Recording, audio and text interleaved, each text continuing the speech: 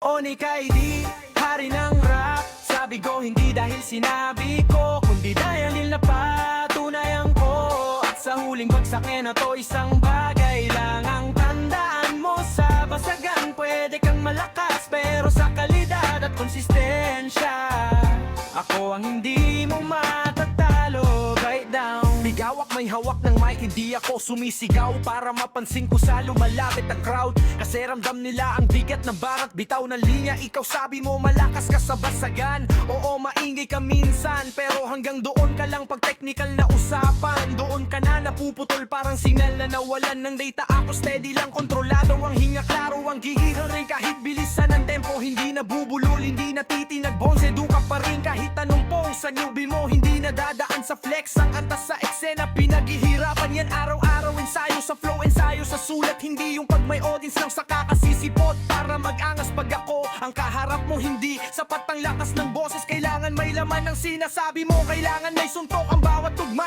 Kasi sa entabladong to, hindi uso ang puro salita lang, dapat may bigat. Bawat bara parang bakal na bumabagsak sa sahig. Onik ID dito, hindi basta pangalan. Pag binanggit sa live, alam na lahat may paparating. Dabagyo, hindi ako naghahabol ng clout, hindi ako umaasa sa hype. Kalidad ang puhunan ko, kaya kahit anong beat iharap mo, kaya kung sakyan. Bumbap man o trap, mabilis man o mabagal, kaya kung baguhin ang cadence kada apat na linya. Habang ikaw parehas lang simula hanggang dulo, walang switch, walang innovation, pa ulit-ulit parang sirang plaka. Sabihin mo malakas ka sa basagan, sige patunayan mo, pero tandaan mo ang tunay na lakas hindi nasusukat sa mura, kundi sa talino ng tugma at disiplina sa pagbigkas. Kaya pag ako nag-accelerate sa hanggang BPM, ratrap kung rat-rap, pero malinaw pa rin bawat pantig internal rhyme, multisyllable. Hussein Blair, sabay punchline, kada segundo hindi mo kayang sabayan. Kasi hingal ka agad, kalahati pa lang ng versa ko, kalmado pa rin,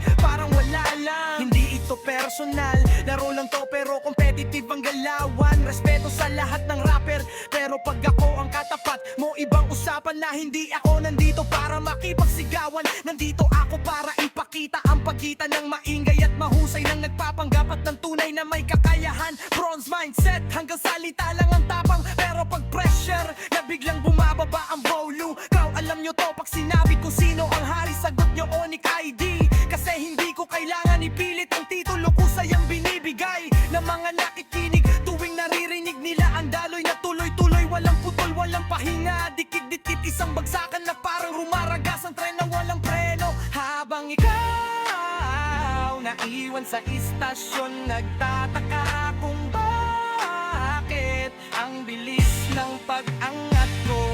Diyan makinig ka mabuti, hindi lahat ng hamon kailangan tanggapin ang galit. Minsan sapat na ang talento para tapusin ang usapan sa isang verse lang, pero binigyan pa ka ng 6 na minuto para maintindihan mo ang agwat ng antas ng tablado na to. Ako ang sentro, ikaw nasa gilid lang, extra sa eksena, habang ako headline. At kaya bago ka ulit mag-fight, siguraduhin mong handa ka sa technique, sa bilis, sa lalim, sa presensya. Dahil pag ako na ang tumayo sa gitna ng ilaw, malinaw sa lahat kung sino ang nangingibabaw. Onik ID, hari ng rap. Sabi ko, hindi dahil sinabi ko, kundi dahil napatunayan ko. At sa huling bagsak na to, isang bagay lang ang tandaan mo. Sa basagan pwede kang malakas, pero sa kalidad at konsistensya, ako ang hindi mo matatalo. Mic down.